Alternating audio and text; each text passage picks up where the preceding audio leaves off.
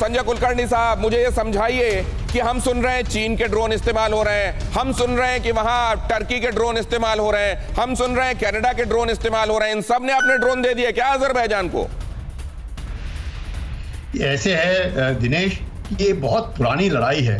अगर आप देखें जैसे आप बोल रहे हैं नागोर्नो कराबाख जो है तकरीबन 4,400 स्क्वायर किलोमीटर का एरिया है। दिल्ली जो है 1,400 स्क्वायर किलोमीटर है। तो आप समझ सकते हैं कि जो पहाड़ी इलाका है इसके लिए अजरबैजान और आर्मेनिया के बीच जबरदस्त एक घमासान लड़ाई हो रही है, क्योंकि इंटरनेशनली जो है ये इलाका जो नागोर्नो कराबाख की बात कर रहे हैं हम, ये अजरबैजान का है। और अजरबैजान तो लेकिन वहां पे जो मेजॉरिटी पॉपुलेशन है वो आर्मेनियन की है। और यही एक कारण है, जब तक वो सोवियत यूनियन में थे तो ये ऑटोनॉमस रीजन होता था अजरबैजान के बीच में, लेकिन जब से ये स्प्लिट हुए हैं रशिया जो है दोनों के साथ बराबर रखता है, पर रशिया का बेस आर्मेनिया में है। अजरबैजान जो है सर एक सच ये है, आपने बताया कि इस ये नागोर्नो काराबाख इलाके का सच क्या है, लेकिन सर ये बताइए, ये भी हम जानते हैं कि रशिया ने एक समय में अजरबैजान को और आर्मेनिया को दोनों को ही हथियार बेचे हैं, लेकिन यहां पर जिन ड्रोन का इस्तेमाल हो रहा है, टर्की कह रहा है, टर्की के ड्रोन्स का कभी कहा जा रहा है, समाचारों में आ रहा है, कभी आ रहा है कि वो चाइना की तरफ से,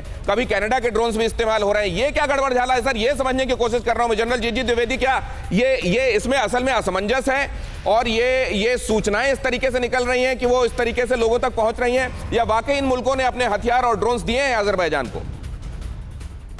देखो, ये जो युद्ध है ऐतिहासिक तौर पर इसका आर्मीनिया का भी क्लेम है, क्योंकि 2,500 साल पहले ये आर्मीनिया का हिस्सा भी था।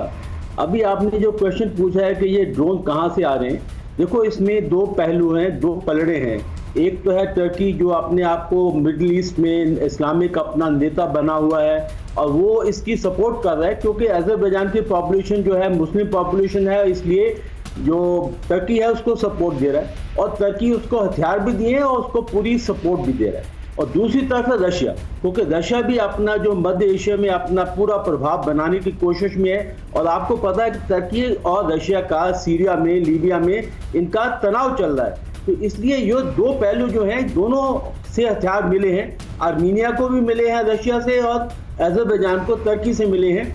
और दुनिया की आजकल मार्केट है, जो भी खरीदना चाहता है वो उसको खरीद सकता है, इसलिए ये इसका कोई मतलब मुद्दा नहीं निकलता है। तो आप ये कह रहे हैं सर कि हथियारों की वहां मौजूदगी से और कहां से बने हुए हथियार हैं इससे ये नहीं पता चलता कि उस देश का समर्थन भी उसके साथ है।